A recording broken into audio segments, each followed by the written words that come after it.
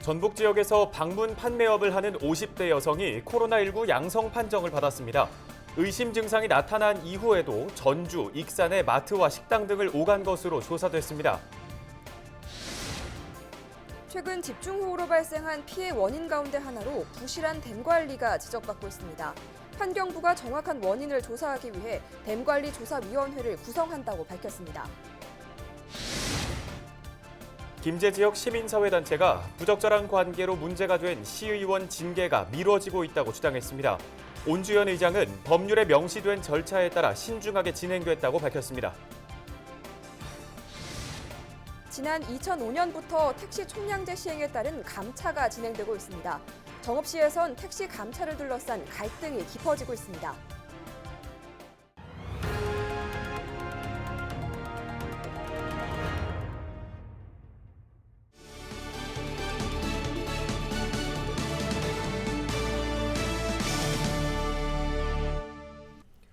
시청자 여러분, 안녕하십니까? 헬로티비 뉴스 전북 시작합니다. 첫 번째 소식입니다. 전북 지역에서 방문 판매업을 하는 50대 여성이 코로나19 양성 판정을 받았습니다. A씨는 지난 5일부터 기침과 가래, 인후통 등 코로나19 의심 증상이 시작된 것으로 알려졌습니다. 의심 증상이 나타난 이후에도 전주, 익산의 마트와 식당, 병원, 약국과 편의점 등을 왕래한 것으로 조사됐습니다. 현재 A씨는 군산의료원 격리병실로 이송돼 치료를 받고 있습니다. 방역당국은 A씨의 스마트폰 GPS와 CCTV, 카드 사용 내역 등을 근거로 접촉자 및 추가 동선을 찾고 있습니다. 지난 장마 기간 집중호우로 발생한 피해 원인 가운데 하나로 부실한 댐 관리가 지적받고 있는데요. 환경부가 이에 대한 정확한 원인을 조사하기 위해 댐관리조사위원회를 구성한다고 밝혔습니다. 민간 전문가를 중심으로 구성된 위원회는 댐 운영 관리의 적정성과 하류 홍수 상황을 조사하고 댐 관리 개선 방안도 마련할 예정입니다. 이와 함께 조사하며 밝혀진 내용에 대해선 주민 대표 등과 공유하고 주민 간담회 등을 개최해 지역 주민 의견을 충분히 수렴하겠다는 계획입니다. 다음 소식입니다. 코로나19의 확산세가 다소 주춤하면서 정부는 수도권에 내렸던 사회적 거리 두기 2.5단계를 2단계로 완화했습니다. 그러나 여전히 강한 사회적 거리 두기 2단계 조치가 시행되고 있는 상황에서 추가 연장 가능성이 검토되고 있습니다. 시민들 사이에서는 지역사회 감염 우려와 피로감 호소 등 여러 목소리가 터져 나왔는데요. 홍승현 기자가 보도합니다.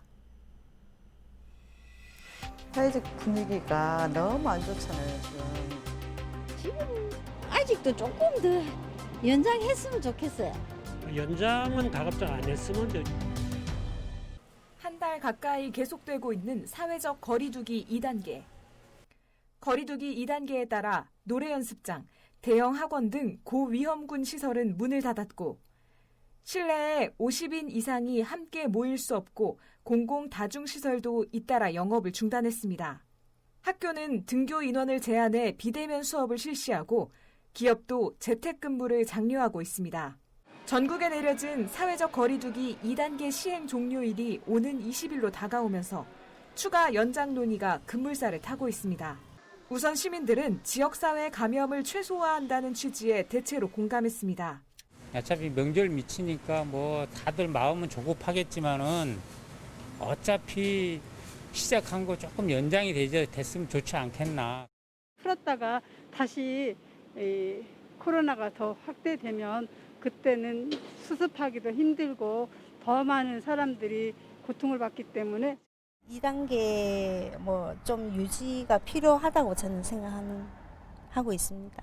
저만 힘든 건 아니니까 어쨌든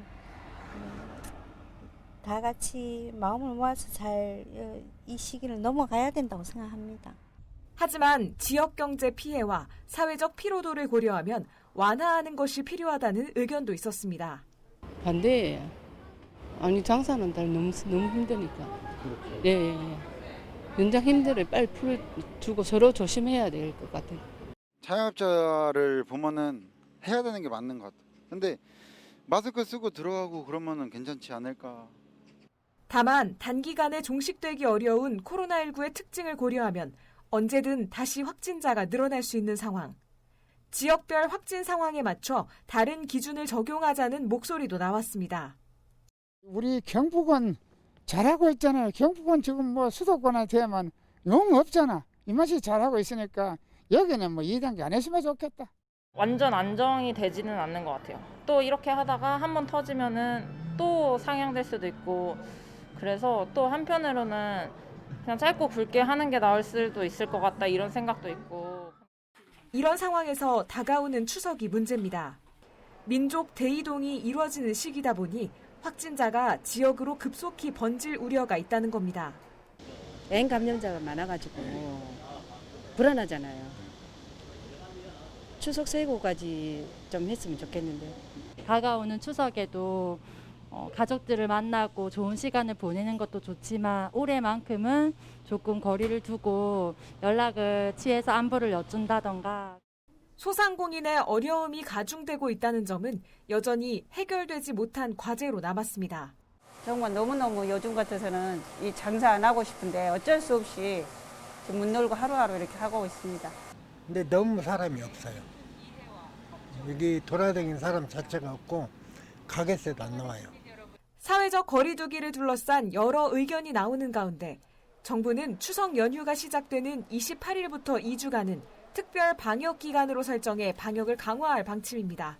헬로티비 뉴스 홍승현입니다.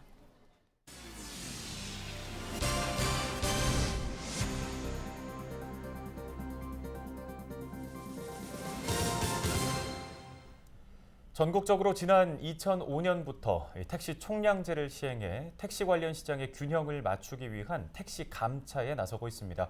정읍시에서는 택시 감차를 둘러싼 갈등이 깊어지고 있습니다. 시는 계획대로 2년 안에 100대 이상의 택시를 감차하겠다는 입장인데 택시 노동자 측에선 무리한 정책 추진이라며 반발하고 있습니다. 이진철 기자의 보도입니다. 현재 정읍시에서 운영되고 있는 택시는 모두 570여 대입니다. 인구 비중과 택시가 실제 돈을 받고 주행한 거리 등을 따져본 결과 앞으로 감차해야 할 택시는 모두 170여 대. 정읍시가 지난 2019년 진행한 택시 감차 관련 용역 자료를 살펴보면 감차 대상인 택시 170여 대를 5년에 걸쳐 나눠서 감차를 진행하라고 제시했습니다. 시는 이번 추경에 기존 감차 관련 예산을 증액해 약 13억 원을 의회에 제출했습니다. 앞으로 2년 안에 100대 가까운 택시를 감차하겠다는 겁니다. 저희가 10년을 두고 100대를 하게 되면 그 돈이 오히려 지금 한 2, 3대씩 하고 계속해서 지원하는 것보다는 결국은 오히려 비용 대비 더 감차 효과도 볼 수 있고 예산이 절감될 수 있겠다라는 이렇게 판단이 됐었습니다. 하지만 그동안 정읍시가 추진해온 감차 대수와 비교하면 내년에 갑자기 증가했다는 지적이 나오고 있습니다. 최근 5년 동안 정읍시가 감차를 진행한 택시는 모두 27대입니다. 가장 많이 감차를 했던 해에도 10대를 넘지 못했습니다. 이를 두고 노동자들은 시에서 무리하게 택시 감차 시도를 하고 있다 주장하고 있습니다. 모든 것이 투명하게 감차 정책도 좀 투명하게 해야 되는데 밀실에서 야합으로 지금 이루어지고 있다는 게 개탄스럽습니다. 정읍시의회는 택시 감차 예산 가운데 증액 부분을 삭감했습니다. 감차 관련 취지는 이해하지만 시기와 상황이 적절치 않다는 입장입니다. 지금 코로나 때문에 여러 가지 문제점이 생겨가지고 예산이 없어서 정말 소상공인 중내산업인데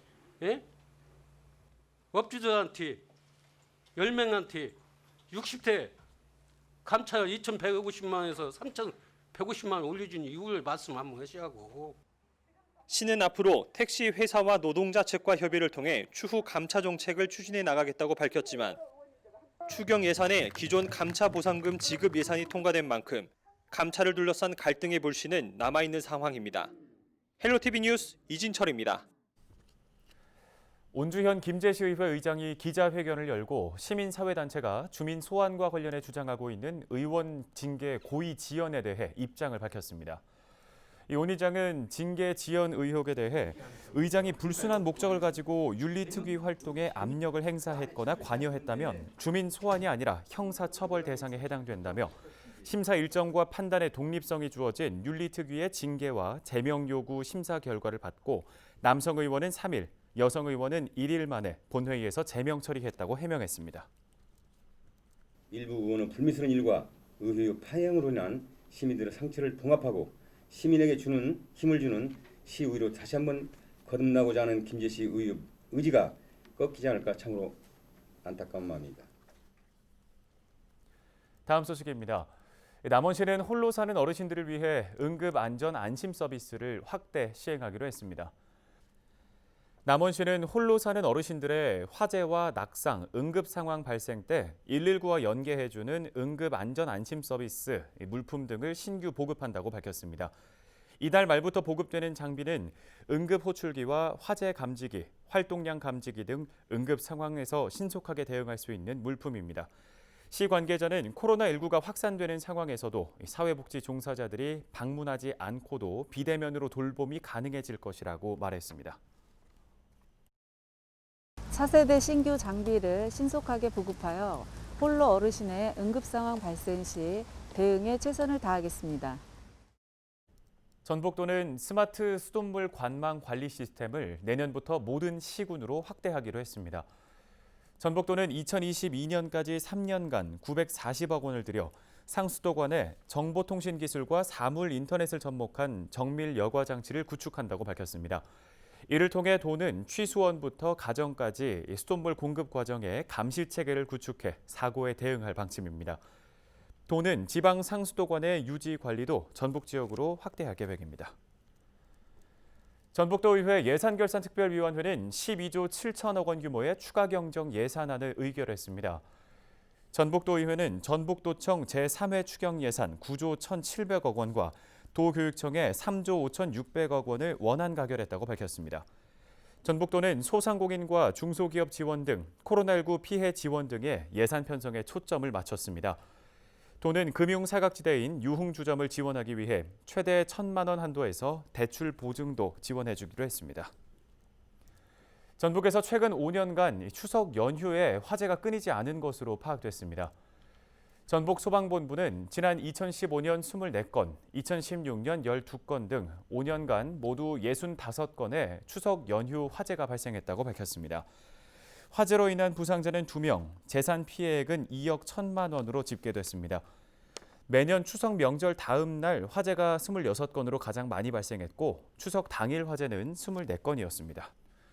윤준병 국회의원이 실효성 있는 빈집 정비 사업의 추진을 위해 2년 단위의 빈집 정비 계획을 수립하고 빈집 실태 조사를 강화하는 내용의 빈집 정비 강화법을 대표 발의했습니다. 윤 의원은 2015년 인구주택 총조사에 따르면 전국의 빈집은 106만 9천 호이고 이 가운데 30년 이상 된 주택은 29.3%인 31만 4천 호에 달하고 있다고 밝혔습니다. 현행법에서는 빈집 정비를 위해 필요한 빈집 정비 계획의 수립과 빈집 실태 조사의 경우 임의로 규정돼 있어 빈집에 대한 실태 조사와 철거 등의 조치가 제대로 이루어지지 않고 있는 상황인데요. 윤 의원은 농어촌 정비법은 관련 규정이 미흡해 즉시 보완이 필요하다며 법이 개정되면 실효성 있는 빈집 정비 사업의 추진이 가능해 농어촌의 주거 생활 환경이 획기적으로 개선될 것이라고 밝혔습니다. 날씨 정보입니다. 수요일 종일 흐린 날씨가 예상됩니다. 아침 기온 19도, 낮 기온은 27도까지 오르면서 한낮에는 다소 덥겠습니다. 아침에는 내륙을 중심으로 가시거리 1km 미만의 안개가 끼는 곳이 많겠으니 출근길 교통안전에 유의하시기 바랍니다. 목요일에도 흐린 날씨가 이어집니다. 아침 기온 20도, 한낮 기온 25도로 선선한 가을 날씨가 이어지겠습니다. 수요일 낮 최고 기온은 임실 24도, 남원 25도, 그 밖의 지역은 26도를 보이겠습니다. 주간 날씨입니다. 갈수록 가을색이 짙어지겠습니다. 특히 주말부터는 아침 기온이 15도를 밑돌면서 낮과 밤의 기온차가 크게 벌어지겠습니다. 환절기 건강관리에 유의해 주시기 바랍니다. 바다 날씨입니다. 바다의 물결은 전 해상에서 0.5m로 잔잔하게 일겠습니다. 생활 날씨입니다. 아침 저녁은 서늘하고 오후는 더운 날씨로 일교차가 커 면역력에 신경을 쓰셔야겠습니다. 실내에 젖은 빨래를 널거나 가습기를 틀어 실내 습도를 적정하게 유지해 주시기 바랍니다. 날씨 정보였습니다. 뉴스를 마칩니다. 함께해 주신 여러분 고맙습니다.